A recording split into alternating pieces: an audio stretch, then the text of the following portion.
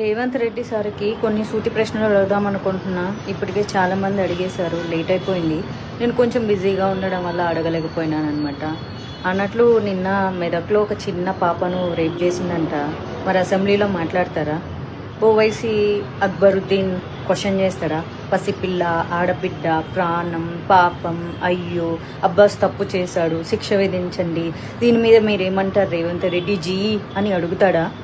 అన్నట్లు కొడంగల్లో ఒక రైతు ఆత్మహత్య చేసుకొని దానికి కారణం సీఎం రేవంత్ రెడ్డి వాళ్ళ కుటుంబ సభ్యులు అని చెప్పి లేఖ రాసిపెట్టి మరీ సూసైడ్ చేసుకున్నాడంట. వాళ్ళ కుటుంబానికి 25 లక్షలు ఇచ్చిండ్రా?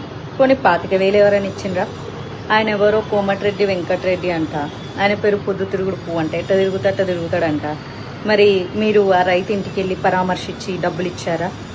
అల్లు అర్జున్ చేసింది క్రైమ్ కాదు, ఆయనకు తెలియకుండా జరిగింది. ఆయన దాని మీద ప్రాపర్గా స్పందించకపోవడం ఆయన చేసిన పొరపాటు. తప్పుకి, నేరానికి, పొరపాటుకి చాలా తేడా ఉంటుంది. అందరిలాగా ఆయన సామాన్య వ్యక్తే.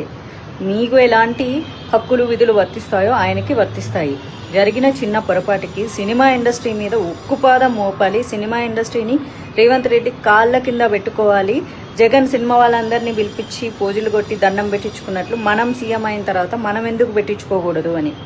రేవంత్ రెడ్డి గారు, మీ ప్రయాణం అంతా చాలా బాగుంది, అందుకే కష్టపడి ఈ రోజు వరకు సీఎం అయ్యారు. జీవితంలో చాలా చాలా ఎన్నో సాధించారు. మరి ఎందుకు ఇప్పుడు ఇంత గలీజ్గా బిహేవ్ చేస్తున్నారు?